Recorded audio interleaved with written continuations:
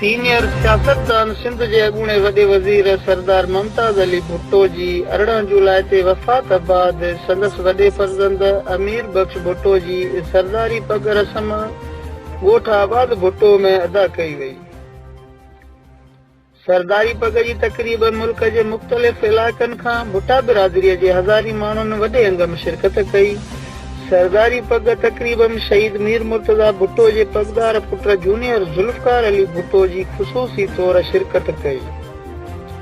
पिंडाल में मौजूद माण्हुनि संदसि उथी बीही तारियूं वॼाए शानदार आजियां कई।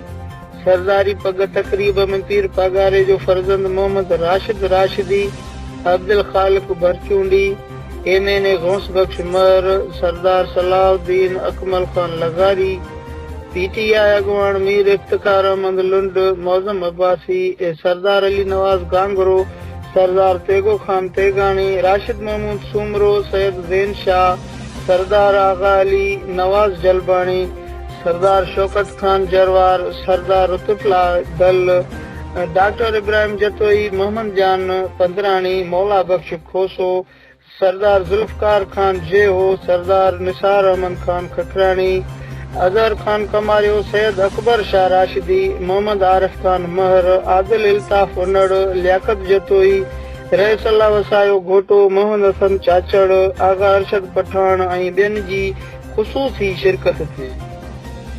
अमीर बख्श भुट्टो जे पिंडाल में पहुचण ते तक़रीब में शरीक हज़ारी माण्हुनि उथी बीही शानदार आजियां कई ऐं नारेबाज़ी कई वई। तक़रीब जी शुरूआत तिलावत क़ुरान पाक सां करण बाद सरदार मुमताज़ अली भुट्टो जी मग़फ़िरत लाइ इज्तिमाई दुआ पिणु घुरी वई। अमीर बख्श भुट्टो खे सरदारी पग पाराइण लाइ भुट्टा बिरादरीअ जे सरदार आमिर खान भुट्टो पग खे पहिरियों वर ॾिनो, ॿियो वर रसूल बख्श खान भुट्टो, टियों वर नंढे भाउ अली हैदर भुट्टो ऐं चोथों वर शहीद मीर मुर्तज़ा भुट्टो जे पगदार पुट जूनियर ज़ुल्फ़कार अली भुट्टो ॾिनो। जंहिं बाद पहिरीं मरहले में भुट्टा बिरादरीअ जे चङनि मुड़सनि ऐं नेक मर्दनि पारां पग खे वर ॾिना विया। अमीर बख्श भुट्टो खे सरदारी पग जी रस्म अदा करण लाइ ॿिए मरहले में तक़रीब में शरीक थियल ख़ुसूसी महिमाननि ऐं सरदारनि पारां पग खे वर ॾिना विया। तक़रीब खे ख़िताब कंदे अमीर बख्श भुट्टो जो चवणु हो त मूंखे फ़ख़ुरु आहे त असांजे ॾाॾे दोदा खान भुट्टो जी पग मुंहिंजे मथां आई आहे। मां तव्हां सां गॾिजी कुलो कुले में मिलाए बीहंदुसि, तव्हांखे हरगिज़ अकेलो न छॾींदुसि। भुट्टा बिरादरीअ खे मुंज़िम करण लाइ डिसंबर खां दौरा करे ज़िले लेवल जे ऑर्गेनाइज़ेशन ठाहींदासीं। भुट्टा ज़ात खां अॻु असां सभई मुस्लमान आहियूं। असांजी सक़ाफ़त ऐं तारीख़ में तमामु घणियूं रिवायतूं आहिनि, पर उन खां शरीयत ऐं सुन्नत जो वज़न वधीक आहे। कोशिश कंदुसि त रसूल सल्लल्लाहु अलैहि वसल्लम जी दसियल वाट ते अमल पेरा थियां ऐं पंहिंजे बिरादरीअ खे बि हिदायत जी राह ते हलण लाइ पाबंद कयां। अहिड़ो बिज ज़रूर पोखींदुसि। हिन चयो त सरदारी निज़ाम ते सदाई हमला ऐं तनक़ीद थींदी रही आहे। असांजे लाइ तासुर ॾिनो वेंदो आहे त इहे अणपढ़ियल ऐं जाहिल आहिनि, उहे कुझु बि हासिल न करे सघंदा। पर मां चवां थो त सरदारी निज़ाम न हुजे हा त ही मुल्क तबाह थी वञे हा। पाकिस्तान जे हर इदारे में सुधारो आणण जी सख़्त ज़रूरत आहे। जेकॾहिं उहे न सुधरंदा त उन्हनि खां सवाइ को ॿियो मुतबादिल नाहे।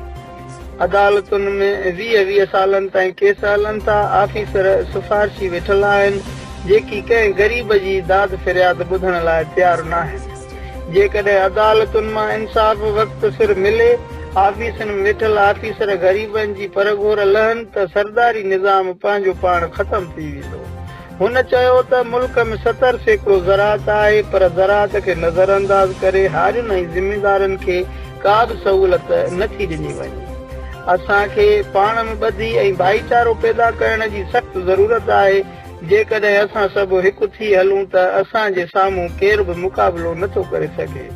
तव्हां असांजी ताक़त आहियो ऐं सॼी भुट्टा बिरादरीअ जी महिरबानी जंहिं मूं मथां एतमाद कयो। तव्हांजी ताक़त असांजे हथनि में हूंदी त असां भरपूर मुक़ाबिलो करे सघंदासीं। आख़िर में पीर अब्दुल ख़ालिक भरचूंडीअ दुआए ख़ैर घुरी।